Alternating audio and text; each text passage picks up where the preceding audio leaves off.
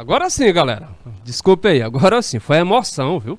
Entrei muito emocionado e aí vocês viram, né, que o microfone estava até mudo. Bem, gente, olha, de volta com a nossa aula de geografia, né, com a nossa viagem pelo continente asiático, né? Agora vamos dar continuidade à nossa aula. Já estudamos aí algumas regiões que integram o continente asiático, né? Como nós destacamos lá no início, o continente asiático é o maior continente do mundo em termos de extensão territorial e em termos de população também, viu? Até porque é lá no continente asiático que estão os dois países mais populosos do mundo, tá? Os dois países mais populosos do mundo, ou seja, China e Índia, estão localizados no continente asiático. Então ele não é só o mais extenso, como também é o mais populoso. E aí o continente asiático, galerinha, ele é, em termos de cultura, em termos de variedade populacional, ele é muito rico, né? Muito diverso, né? Assim como também em termos de aspectos naturais, aspectos físicos, né? Que nós estamos vendo aqui nessa aula de hoje, ele é bastante diversificado, né? Bastante variado, ok? E aí nós já estudamos o quê? Nós já estudamos a Ásia Setentrional, nós já estudamos o Sudeste Asiático, já estudamos a Ásia Central e agora nós estamos pelo Oriente Médio, né? O famoso Oriente Médio, né?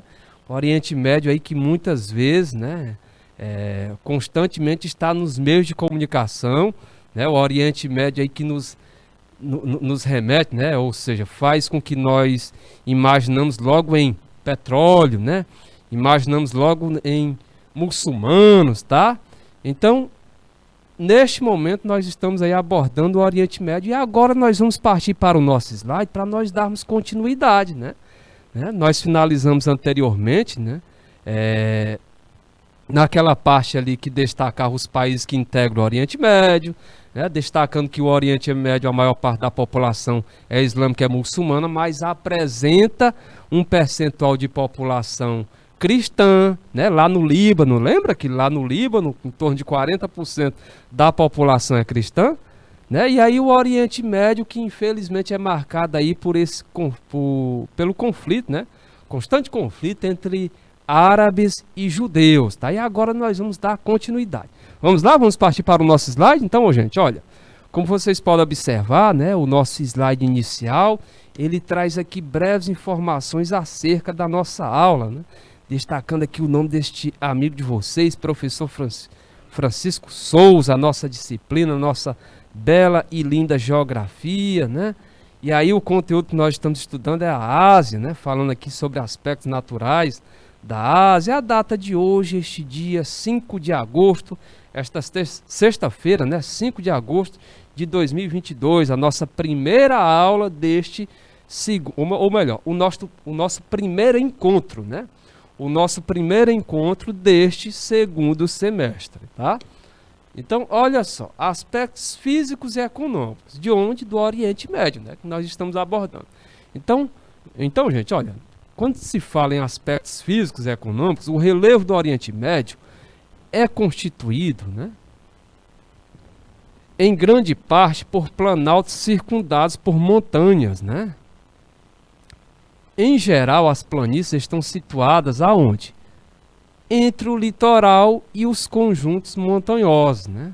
No interior da região, entre os rios Tigres, ou melhor, entre os rios Tigre e Eufrates, localiza-se a planície da Mesopotâmia, né? A área ali onde está o Iraque, né? De grande valor histórico e cultural, né? Infelizmente, quando o Estado Islâmico estava no auge, né?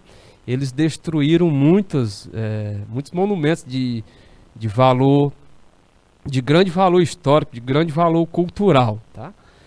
Os climas predominantes são o desértico e o semiárido, né? Os climas predominantes são o desértico e o semiárido. E aí você vê, né, analisando o continente asiático, você vê a variedade, não só a variedade nos aspectos humanos, como nos aspectos naturais, né? Nós observamos aí a presença de clima polar e frio lá na Ásia Setentrional, aí já agora no Oriente Médio, que também faz parte da Ásia, aí já o que marca em termos climáticos a presença do clima desértico e semiárido, tá? E aí isso é um motivo pelo qual quase toda a região, né? Região do Oriente Médio, né? Quase toda a região seja constituída por desertos. Né? Para vocês terem ideia, as temperaturas variam de mais de 40 graus durante o dia e menos de 10 graus à noite, né? Ou seja, durante o dia a temperatura tudo é intenso, né? Durante o dia a temperatura, né, em termos de calor, bem intenso, né? Bem quente. Temperaturas variam de mais de 40 graus, né? Durante o dia, né, ou melhor, durante a noite, a temperatura já cai para abaixo de 10 graus. Então, olha só, você vê aí que é bem intenso, tá? Pode-se dizer que vai de um extremo a outro, né? Vai de um extremo a outro, né? Se bem que mais de 40 graus, né, para nós aqui de Teresina não é esses quentes não, né? Então, as temperaturas variam de mais de 40 graus durante o dia e menos de 10 graus à noite. Aí menos de 10 graus para nós aqui, né, da nossa Teresina, nosso Piauí, aí já a gente ia sentir bastante, né, a diferença. A alta amplitude térmica, o que é alta amplitude térmica, galera? A amplitude térmica é a diferença entre a temperatura máxima e a mínima, viu? É o que caracteriza a amplitude térmica. Olha aí, ó, 40 graus, né? Aí já cai para 30, né, tá? Então a alta amplitude térmica levou à concentração da população em cidades como Damasco. Damasco é a capital da Síria, né? Riad, capital da Arábia Saudita, que estão localizadas em regiões em que as águas subterrâneas afloram a superfície, né? Formando oásis, né? Formando os famosos oásis.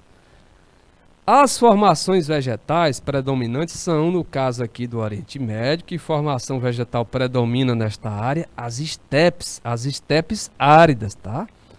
Plantas, né, que tem como características por serem xerófilas, ou seja, são adaptadas a climas desérticos. E aí nos locais de climas mais úmidos, a vegetação é mediterrânea, né? Isso nos locais de climas mais úmidos. A região é conhecida por ser grande produtora de petróleo do mundo. Isso é o maior destaque, né, no caso aqui do Oriente Médio, né? Ou seja, essa região é conhecida, né,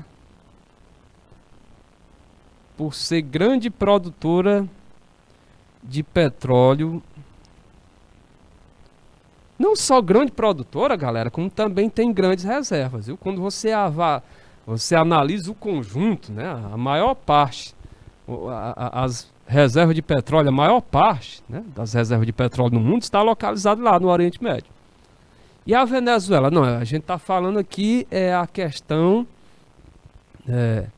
da área, né, o conjunto de países, né? Quando você avalia individualmente, aí sim, aí a Venezuela, né, que tem a maior reserva, mas a gente avalia no conjunto, tá? A maior parte, né, as maiores reservas estão localizadas lá no Oriente Médio, né? Ela abriga alguns dos maiores produtores mundiais, né? E aí há uma diferença entre reserva, né, e produtor, né?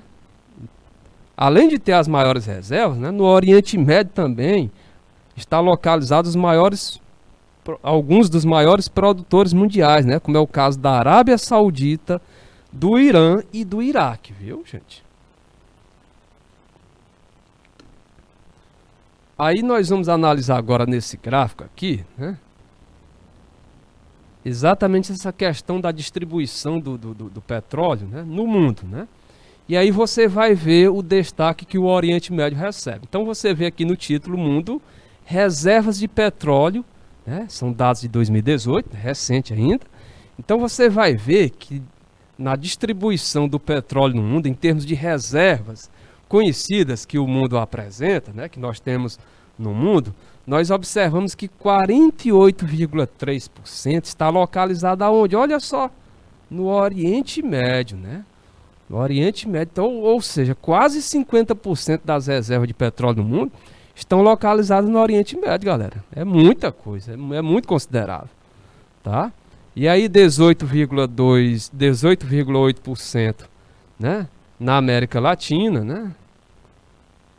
Com a seguinte ressalva, você vê esse asteriscozinho aqui, né, que esse dado está excluindo aqui o México, né, excetuando o México.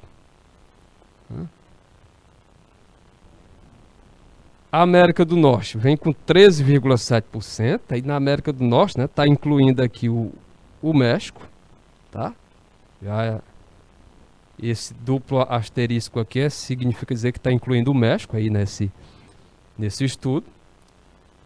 Com 9,2% é Europa, Eurásia. Por que Europa e Eurásia, né? Porque vocês sabem, tem parte da Rússia, parte da Turquia que fica na Europa, né? África com 7,2%, né? Como vocês podem observar aqui.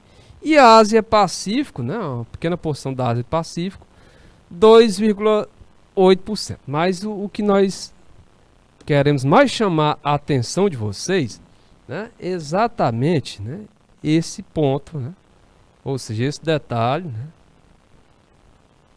Que é o fato do Oriente Médio ter quase 50% das reservas de petróleo conhecidas no mundo. Vocês observam aí que é bem considerável, né?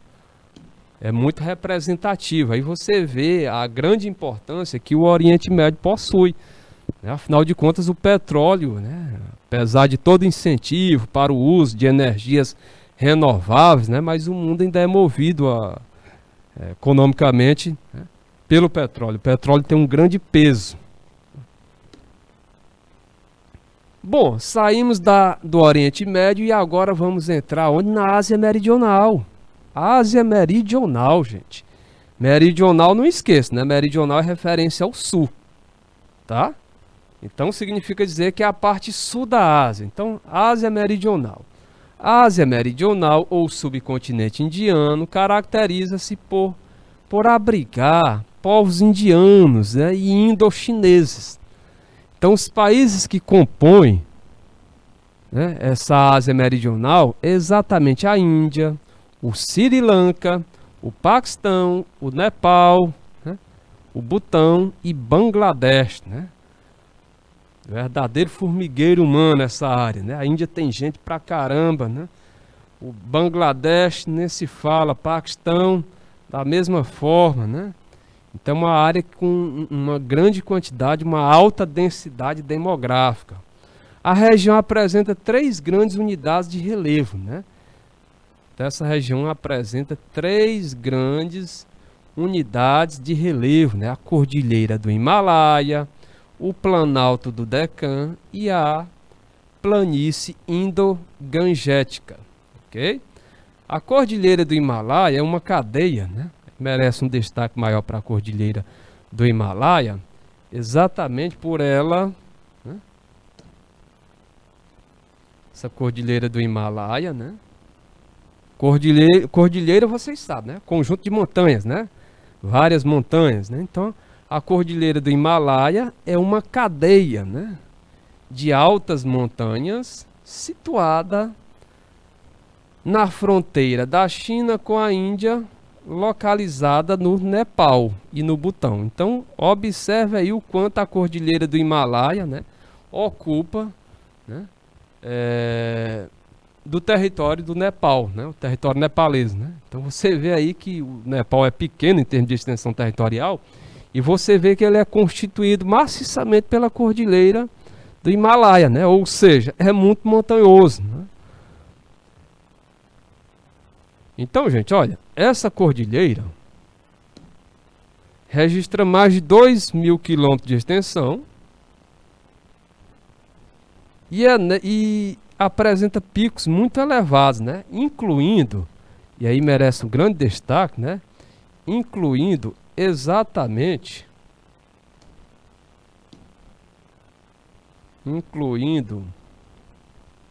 o Everest, né? O Everest, que é o maior pico do mundo, né?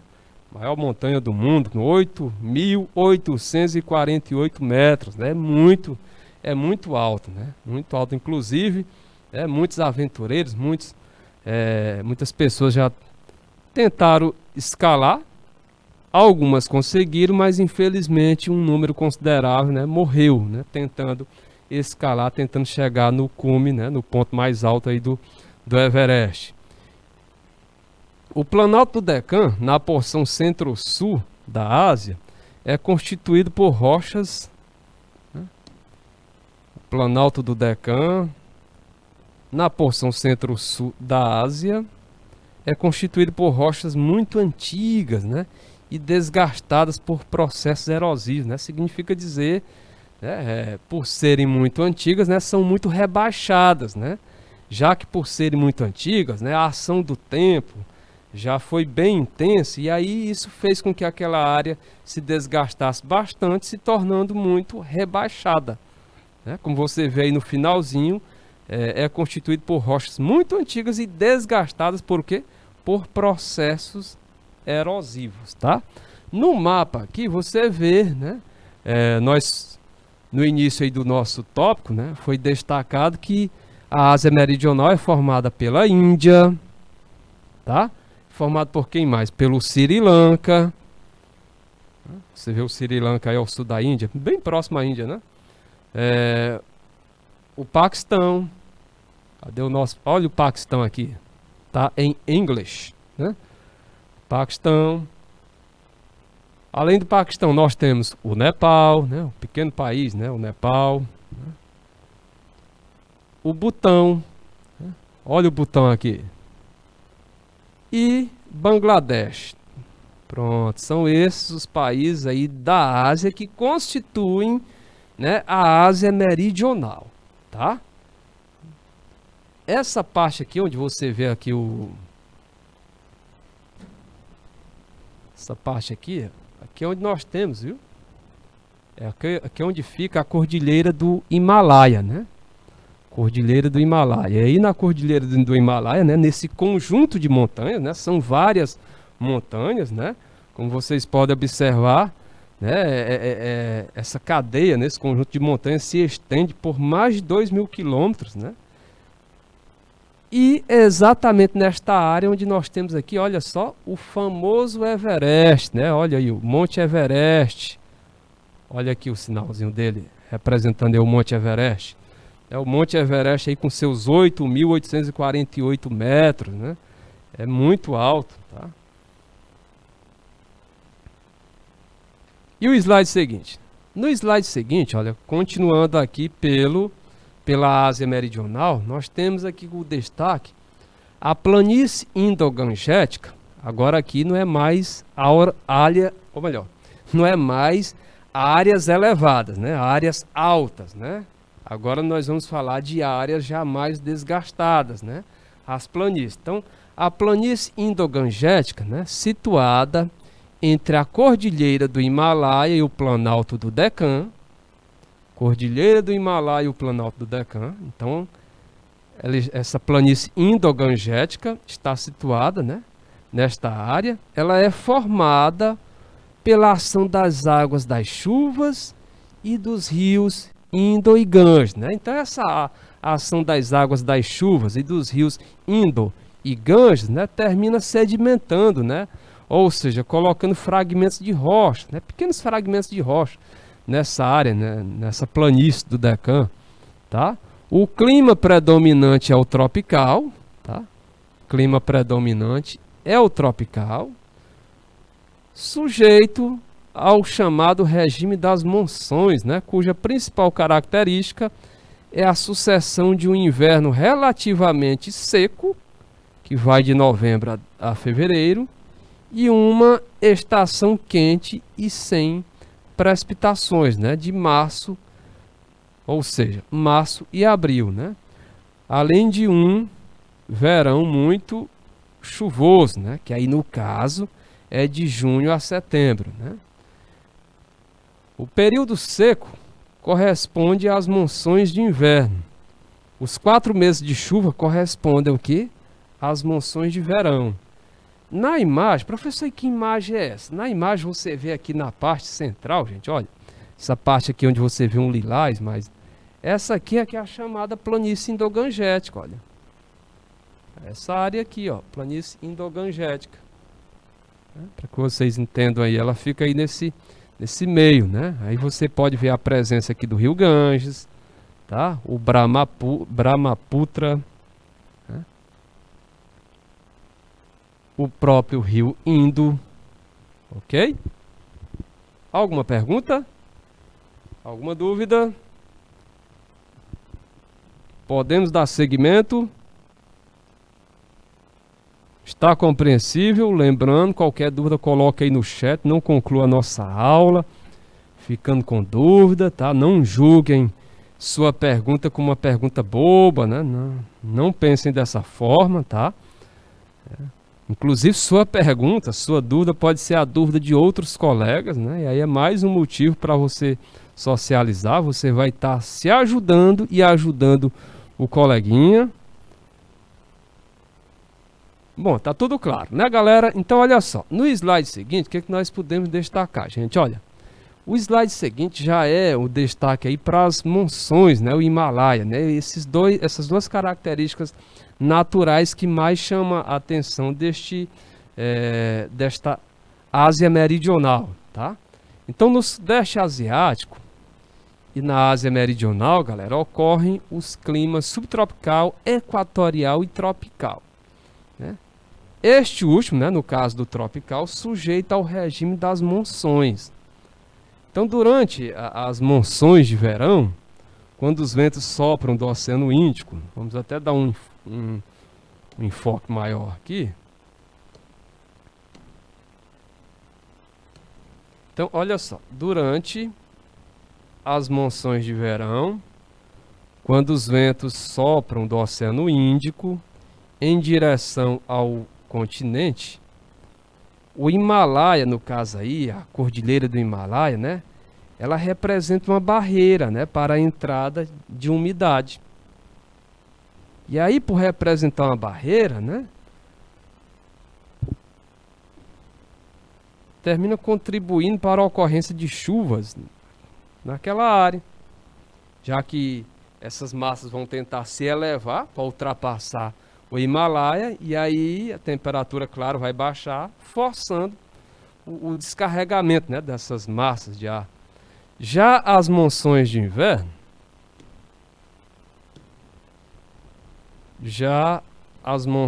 de inverno, ao contrário, os ventos sopram da Ásia, aí você já vê que parte do continente, em direção aos oceanos, né?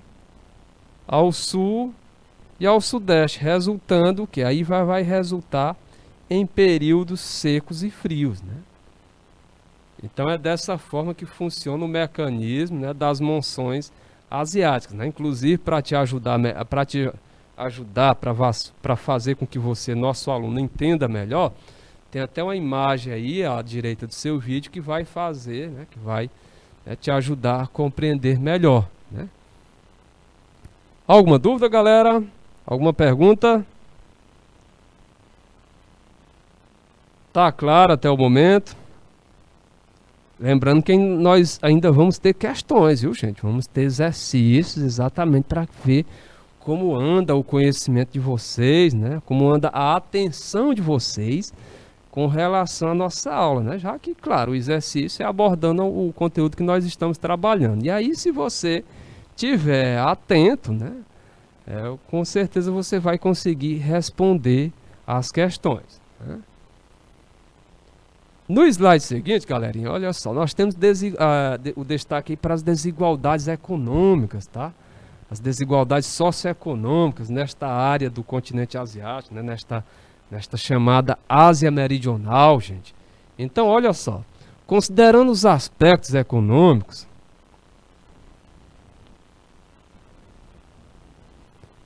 a Índia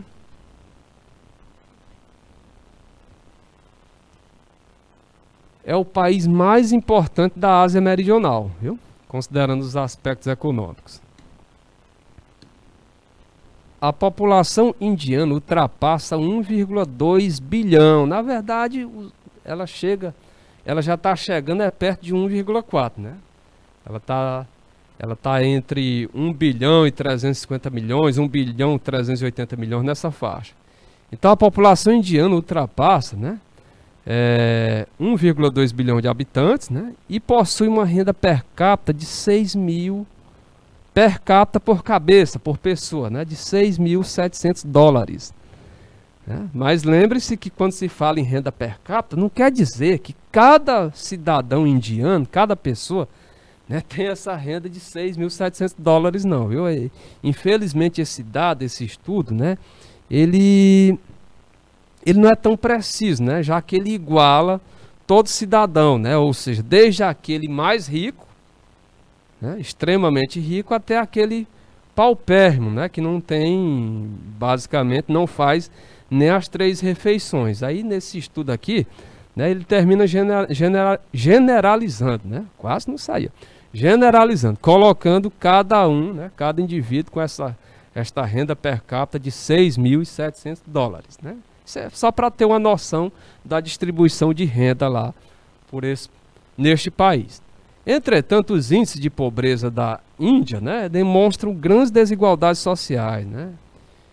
Os índices de pobreza da Índia, né, demonstram, né, mostram que há grandes desigualdades sociais, tá? Isso parece um país que nós conhecemos, né, bem, né, gente? Que país é esse? Então, olha só, o número de analfabetos com 15 anos ou mais chega a 29% da população, né? Considerável, viu? Muito analfabeto, já que a Índia tem mais de 1 bilhão e 300 milhões de pessoas, né? 60% não tem acesso a saneamento básico, ou seja, acesso à água potável, acesso a ter rede de esgoto, né? Coleta de lixo.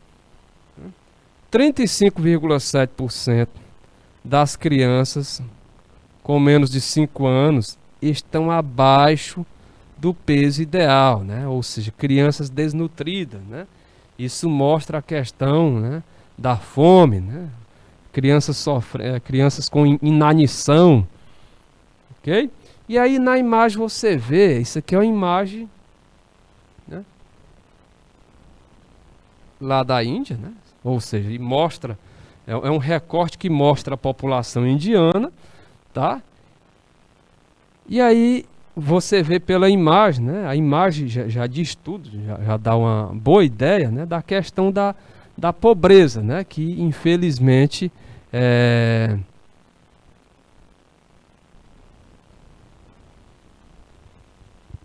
essa parte do continente asiático sofre, né? Só pela imagem aí, o visual já nos dá, já nos leva a crer, né, que é uma área habitada por população pobre, é uma área carente, uma área que precisa aí de auxílio do poder público, né? E aí, olha aqui esse detalhe. 60% não tem acesso a saneamento básico. Olha a imagem aqui, o lixo espalhado aqui, ó. Isso aqui tudo é lixo, ó, espalhado aí por este pequeno recorte, né? Então já é uma prova, né, do quanto essa população sofre com a falta de saneamento básico, né? O próprio tipo de habitação que você vê aqui, habitação bem simples, né? Ou melhor, subhabitação.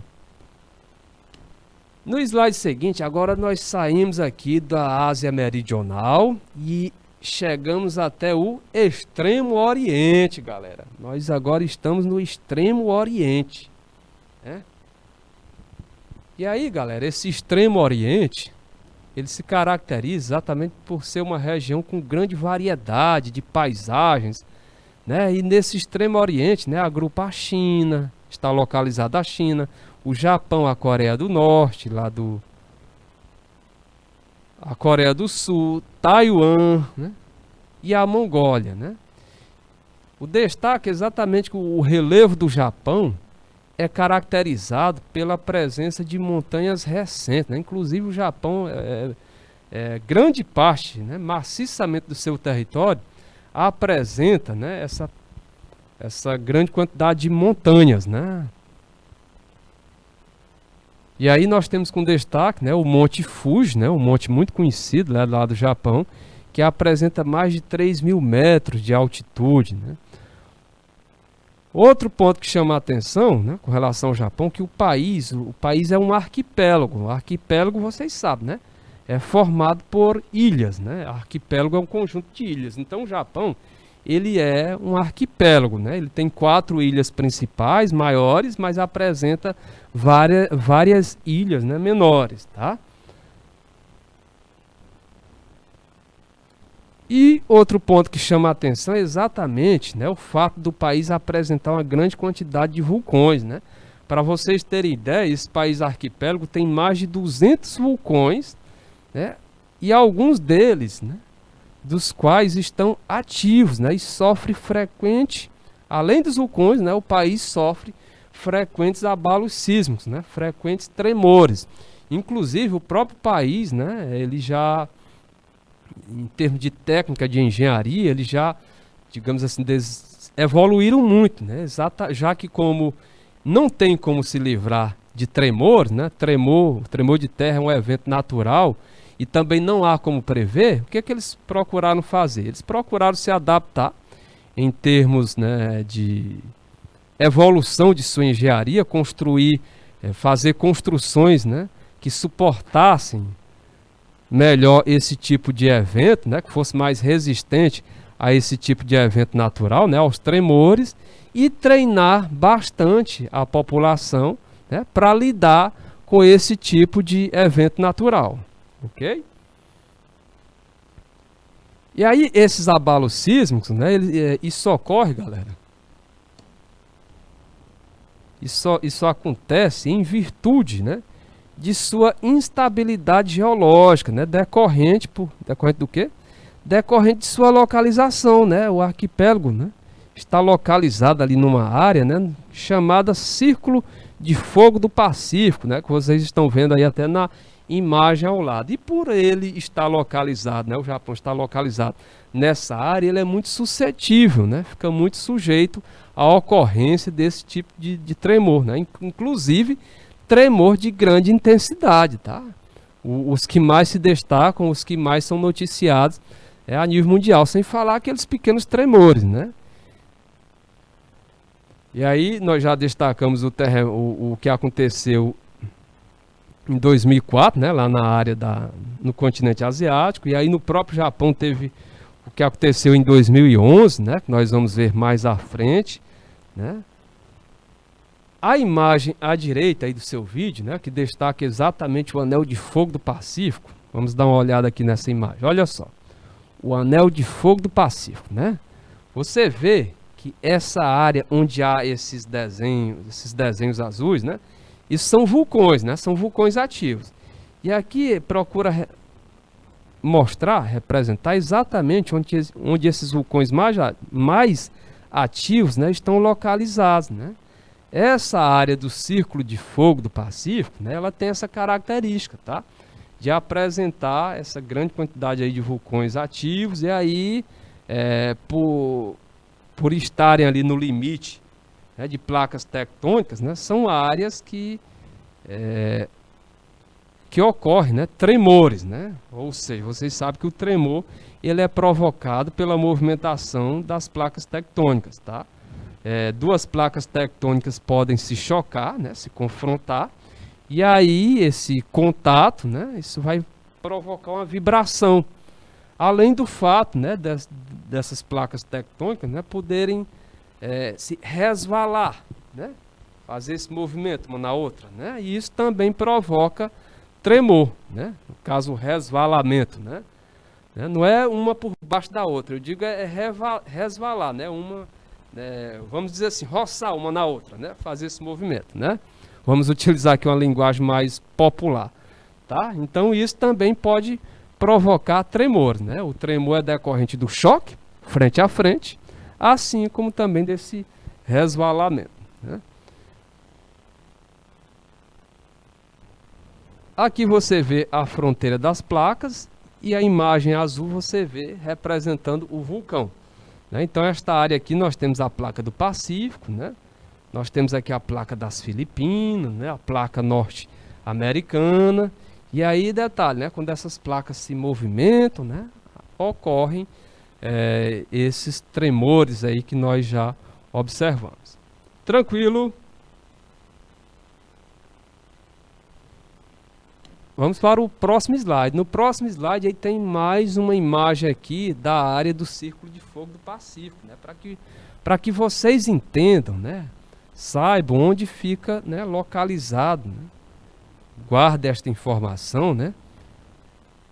De onde está localizado esse Círculo de Fogo do Pacífico. Essa linha aqui, laranja, representa o Círculo de Fogo do Pacífico, tá? Então, olha só, esse círculo de fogo passa mesmo bem próximo do Japão. Ó. Essa linhazinha aqui é o Japão, tá? Passa bem próximo ao território japonês, tá? Observe aqui, ó. E aí, em decorrência disso, o Japão ele é muito atingido, né, por esse tipo de evento, né? Aí você vê as placas, né, que ficam próximas a essa área, né? A placa australiana, a placa do Pacífico, né? A placa de Cocos, a de Nazca, a placa das Filipinas, né? É diferente aqui do caso do nosso Brasil, que o nosso Brasil ele fica um pouco mais protegido, né? Não é que não aconteça, né? Mas o nosso país fica um pouco mais protegido pelo fato da nossa posição geográfica, né? O Brasil ele fica localizado no centro da placa sul-americana, tá? Olha só, nós temos aqui a placa sul-americana e o Brasil ele está aqui, ó, nessa porção aqui. Então o Brasil, né, ele fica ali na parte mais central. Em decorrência disso, mesmo a placa se movimentando, mas por ele estar na parte mais central da placa sul-americana, as vibrações não são sentidas, né, com tanta intensidade como, por exemplo, é sentido no Chile, no Peru, tá? Alguma dúvida? Alguma pergunta? Então vamos avançar, né? Ainda temos aí 20 minutos. 20 minutos ainda é um bom tempo, dá para fazer vários gols, né? Então, olha só. Planaltos áridos, né? Aí é um destaque, né, para esta área aí do extremo nosso continente asiático, né? Do extremo oriente do nosso continente asiático. Planaltos áridos, né? A presença de planaltos áridos de até 2.000 metros de altitude, né? E aí, o caso desses planaltos áridos, né, com até 2.000 metros de altitude, ocorre na Mongólia, enquanto extensas planícies dominam as paisagens da Península da Coreia e da China, né? E aí, em termos de clima, o que é que nós podemos destacar? Essa região do Extremo Oriente verifica-se, né, a presença dos climas subtropical e temperado, né? Subtropical e temperado é mais ou menos aquilo que ocorre lá pelo sul do Brasil, ali pelo Rio Grande do Sul, por Santa Catarina, tá? Ali é a parte do nosso Brasil onde o clima é subtropical, tá? Então verifica-se na região os climas subtropical e temperado com influência das monções no Japão e na Península da Coreia, que favorecem o desenvolvimento das florestas subtropical e temperada, tá? No caso da China, né, no seu oeste, né, no oeste chinês, predominam os climas frios de montanha, né, por ser mais elevado, ser mais montanhoso, aí predomina esse clima frio de montanha e desértico, né, o que propicia o desenvolvimento de vegetação xerófila, né, e de estepes. No caso aí da Mongólia, né, nela também é encontrado, né, climas áridos e semiáridos, né, no território mongol, né, é encontrado, né, há a presença desses climas, né, árido e semiárido. Aqui você vê uma imagem, né, essa imagem aqui do Japão, né, e aí você vê uma vegetação, né, muito representativa daquele país, né. Aqui são as cerejeiras, né, essas flores aqui representam, né, a- são oriundas das cerejeiras, né, que há naquele país, tá? E aqui ao fundo, né, você vê exatamente o famoso Monte Fuji, né, com mais de 3.000 metros de altitude, que fica localizado no território japonês. Desenvolvimento econômico, tá? Desenvolvimento econômico dessa região. Essa região, em termos de desenvolvimento econômico, se destaca muito, viu, gente? Afinal de contas, em termos de economia, lá há a presença de dois gigantes, né? Simplesmente a segunda e a terceira maior economia mundial estão localizadas, né, neste extremo oriente, né? Estão localizadas nesse extremo oriente, né? Vocês podem verificar, esse extremo oriente, nós temos aqui a China. A China é só a segunda maior economia do mundo, né? Que é questão um tempo curto. Em pouco tempo, tudo indica que vai ultrapassar os Estados Unidos, que é o número 1. Né? É o número 1. E o Japão é a terceira maior economia. Tá? Terceira maior economia. E aí, embora não esteja entre as 5, mas com destaque, ó, em termos de crescimento econômico, tem a Coreia do Sul, né? Tem Taiwan, né, que se destaca em termos de crescimento econômico. Então, essa área do Extremo Oriente é uma área que se destaca, viu, em termos de desenvolvimento econômico. Em linhas gerais, o Extremo Oriente apresenta um bom nível de desenvolvimento econômico. O Japão, né, é uma das maiores potências econômicas do planeta, né? E a China foi o país que apresentou o maior crescimento, né? Que apresentou o crescimento mais acelerado nas 2 últimas décadas do século XXI. Tá? Coreia do Sul e Taiwan também se caracterizam pelo dinamismo de suas economias, né? E aí, no caso da Coreia do Norte, né, República Socialista, né, ela tem como característica, né, conservar uma rígida economia planificada, né?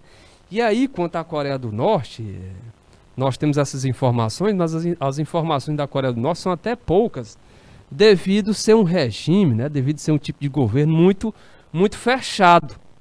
Tá? O Kim Jong-un, né, aquela figura lá, aquele mais cheinho, né, ele governa o país com mãos de ferro, né? Então a população ela vive sob terror, né? Inclusive a população, uma das características lá da Coreia do Norte é exatamente o culto, né? A figura do governante e seus antecedentes, né? Ou seja, a status do governante, que aí a pessoa tem que praticamente cultuar como se fosse uma santidade, como se fosse um santo. Então a Coreia do Norte ela tem essa característica peculiar que aí inclusive, né, dificulta saber informações mais precisas com relação à Coreia do Norte, né, devido ao seu regime ser tão fechado. Né. A Coreia do Norte, República Socialista, conserva uma rígida economia. Vamos destacar aqui uma rígida economia planificada. Toda vez que eu ouvir falar em planificada, economia planificada, né, é característica, né, do sistema socialista, né? Economia de mercado, capitalista. Economia planificada, socialista, né? Então a Coreia do Norte ela conserva uma rígida economia planificada de estilo soviético, né, e enfrenta sérias dificuldades, né? A Mongólia socialista, que foi socialista até 1990, e atualmente um Estado democrático de regime parlamentarista, é um país em desenvolvimento, né, cuja população, porém sua população vive sobretudo da agricultura e do pastoreio, né, no caso aí da Mongólia. Né, a Mongólia que não é tão, vamos dizer assim, em termos de no cenário mundial, ela não é tão falada, conhecida como os seus outros colegas aí do extremo Oriente, né? Como é o caso do Japão, o caso da China, o caso de Taiwan, tá? O caso da própria Coreia do Sul e Coreia do Norte. Tá? A imagem aqui, essa imagem é exatamente de Tóquio, viu? Aqui é uma imagem de Tóquio, né? Vocês sabem, é a capital do Japão, né? Capital japonesa, tá? E aqui você vê, que não é Paris não, viu, gente? Isso aqui é uma réplica da Torre Eiffel, né? Que está lá localizada em Tóquio.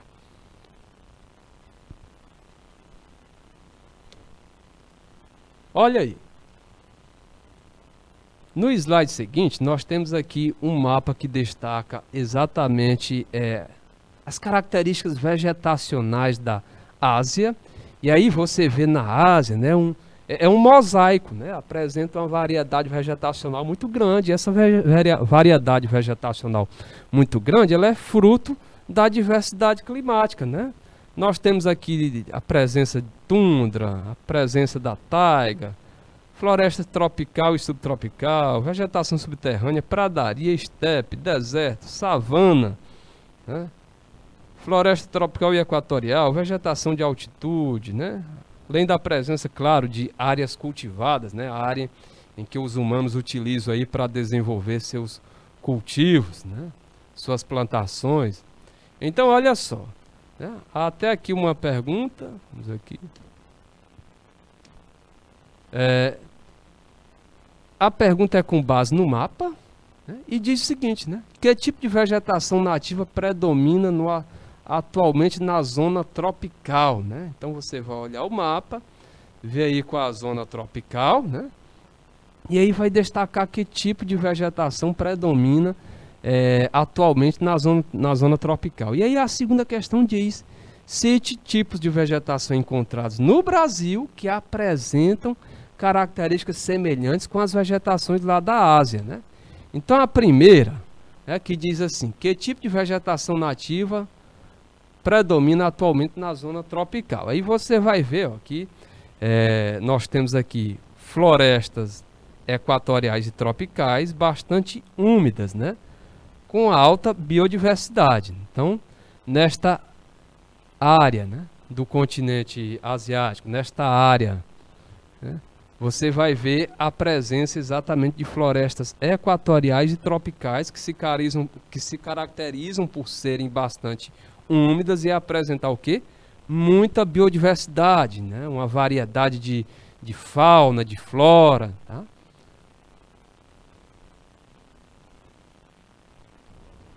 A segunda questão diz: cite tipos de vegetação encontrados no Brasil que apresentam características semelhantes. Olha só. No Brasil, gente, nós podemos destacar que apresenta características semelhantes a floresta amazônica, né, que é um tipo de floresta equatorial, e a Mata Atlântica, né, que é um tipo de floresta tropical, né? Elas têm características semelhantes aí com essa vegetação, né? Com essas florestas equatoriais e tropicais encontradas lá na Ásia. Tranquilo? Alguma pergunta? Alguma dúvida?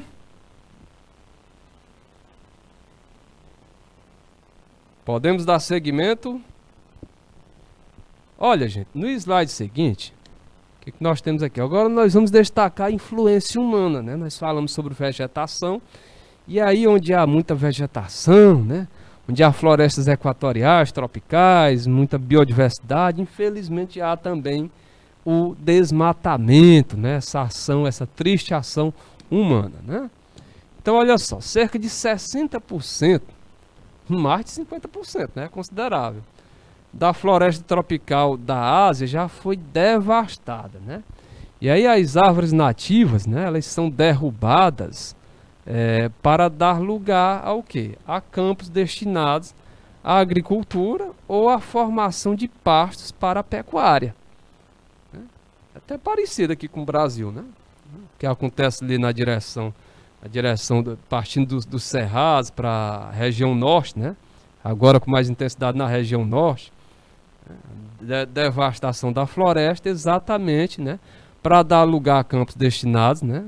No caso aqui do nosso Brasil, soja, né? Ou a formação de pastos para a pecuária, né? Cultivo de criação de animais, né?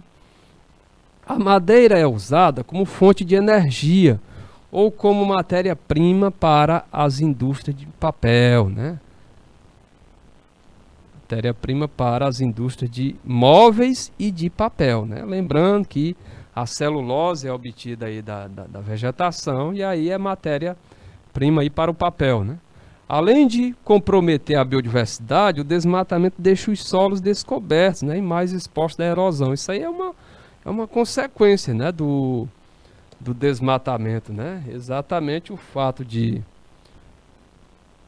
quando se retira a cobertura vegetal, né, isso compromete a biodiversidade, já que muitos animais, a microfauna, né, depende, né, dessa vegetação para sobreviver. Ali é o habitat, né, dessa microfauna, da fauna. E aí isso também influi no solo, né, já que os solos ficam descobertos e suscetíveis ao quê? Suscetíveis à erosão.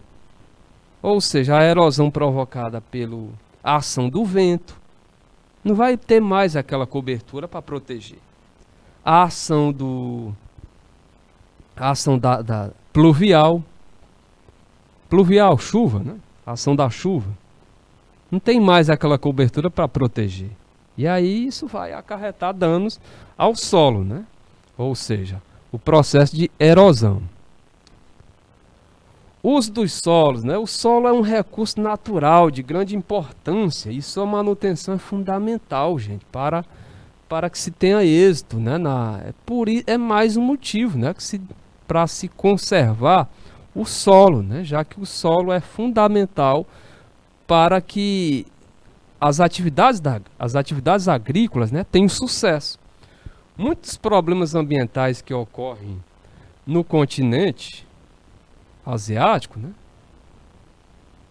Muitos problemas ambientais que ocorrem no continente asiático estão ligados ao uso intensivo, né, do solo, né, e aos impactos ambientais, né, negativos gerados pelas atividades agropecuárias, né? Então, observe aí que em termos, né, de impacto ambiental, em termos de danos à natureza, o continente asiático, né, ele sofre com esse problema de desgaste aí do solo, tá?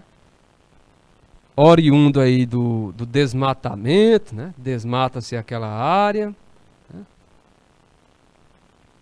No tópico seguinte, para combater a erosão e evitar o empobrecimento dos solos, é necessário o quê?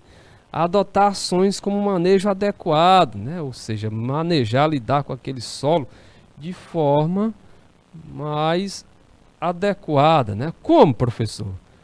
Pode utilizar o sistema de rotação de culturas, né? A alternância de cultivos, a adubação voltada à manutenção dos níveis desejáveis, né, de matéria orgânica. Tá carente de matéria orgânica, então vamos adubar, né, para melhorar, para recuperar aquele solo, né, conservando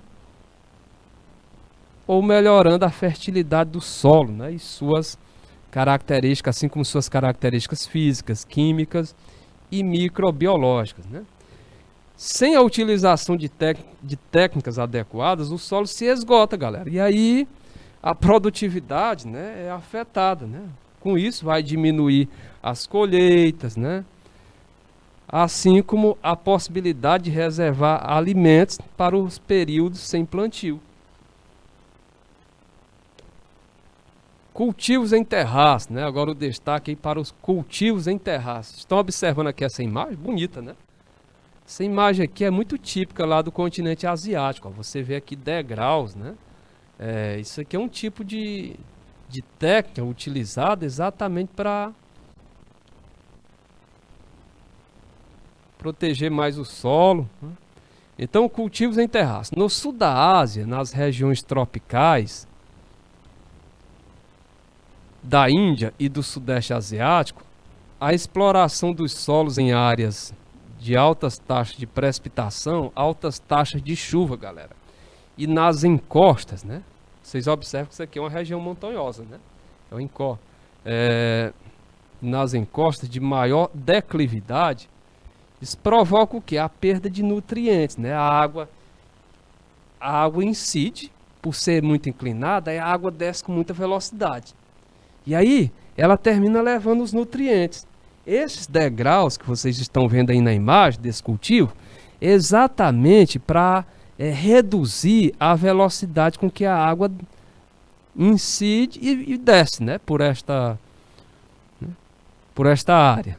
Então, esses degraus exatamente para reduzir a velocidade, né, da água e assim evitar que ela leve, né, todos os nutrientes, né, leve para as partes mais baixas todos os nutrientes, né, evitando assim a perda dos nutrientes. Então, olha só, no sul da Ásia, nas regiões tropicais, da Índia e do Sudeste Asiático, a exploração dos solos em áreas de altas taxas de precipitação e nas encostas de maior declividade provoca a perda de nutrientes, né, que são diluídos e transportados pela água das chuvas, né?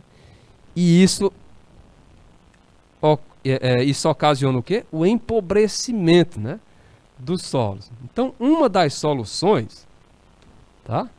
Qual é a solução adotada? Então, uma das soluções para evitar esse problema que nós descrevemos acima, né, exatamente o cultivo em curvas de nível. É isso que você está vendo na imagem, viu? Conhecido como terraceamento. E aí isso torna a erosão do solo menos intensa, né? Tendo como consequência, né, a maior retenção dos nutrientes nas áreas de cultivo.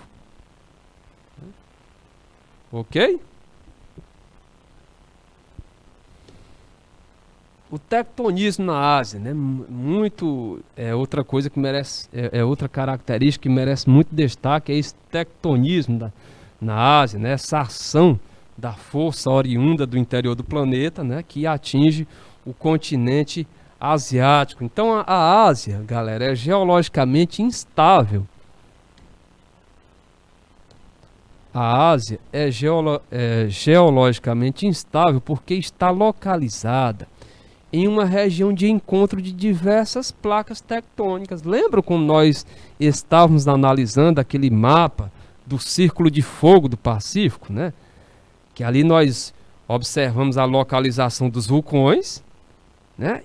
E além da localização dos vulcões, há a variedade de placas tectônicas que podem ser encontradas naquela área. Tá? Exatamente o que está informando o texto aqui, né? Ou seja, a Ásia é geologicamente instável porque está localizada em uma região de encontro de diversas placas tectônicas, né? Conforme é possível observar, né? Observar no mapa Ásia, placas tectônicas, que nós vamos visualizar no próximo slide. Então, suas terras mais elevadas localizam-se no encontro entre as placas indo-australiana e euroasiática, né?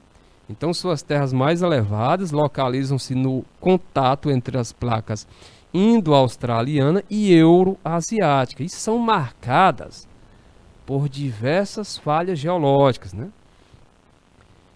E por isso estão sujeitas a grandes terremotos, tá? Entretanto, a zona onde ocorre o maior número de eventos tectônicos, como terremotos e vulcões,